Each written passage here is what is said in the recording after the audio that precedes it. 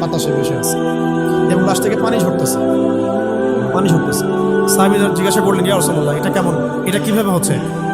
তখন নবীজি বললেন যে হানজালা গত রাতে বিয়ে করেছে, গোসল করার সময় পাই নাই, সে সকালবেলা চলে আসে যুদ্ধের মাঠে, ফেরেশতারা তাকে গোসল দিচ্ছে, এটার পানি পড়ছে, আমরা দেখতে পাচ্ছি।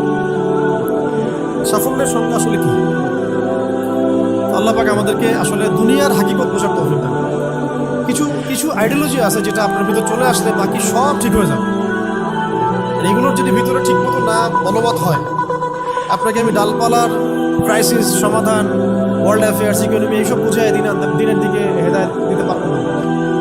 কিছু বিষয় ভিতর থেকে আসতে হবে, যে আগে আপনাকে হাকিকত বুঝতে হবে, আসলেই দুনিয়া কি, আখেরাত কি, গন্তব্য কোথায়, কোত্থেকে আসছি, কোথায় যাব, কোত্থেকে আসছি, আমরা যাব কোথায়, কোত্থেকে আসছি, যাব কোথায়, মাঝখানের সময় আমার কাজ কি, কে আমার নবী, কি আমার দিন, আমার দিনের মৌলিক বিষয়গুলো কি, দিনের ইলম কি, আমল সালেহ কি, দিন প্রতিষ্ঠার মেহনত কাকে বলে, কি করলে আল্লাহ পাক আমাকে কালকে আমাদের মাঠে নবীদের, শহীদদের, সিদ্দিকদের সাথে হাসর করাবেন।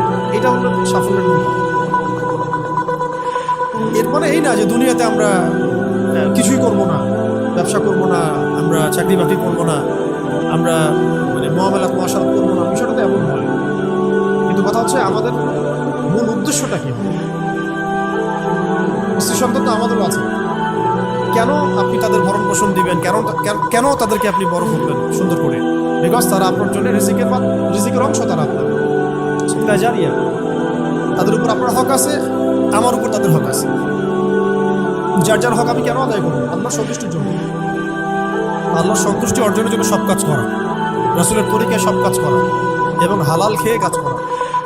এগুলো আমাদের সবাইকে যত দ্রুত সম্ভব এগুলো ঠিক করে ফেলতে হবে।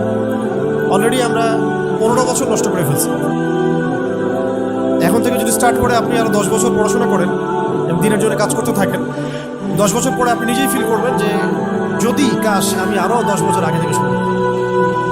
প্রত্যেক সেই ব্যক্তি যে স্টার্ট করেছে, হেদায়েত পেয়েছে, সে ফিল করেছে যে কাশ এই কাজটা আমি আরো 10 বছর আগে করতাম।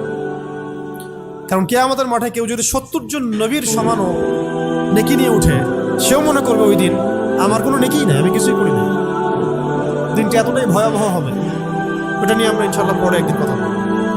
এখন আজকে লাস্ট অংশে যে আজকের জন্য যতটুকু আমরা বলছি যে আল্লাহ রাব্বুল আলামিন আমাদেরকে মানে একেবারে তো 1000 বছর হায়াত দিয়ে পাঠান নাই দুনিয়াতে।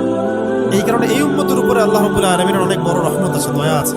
কিছু আকর্ষণ আল্লাহ পাক দিয়ে আমরা খুব সহজেই বেশি নেকি হাসিল করি।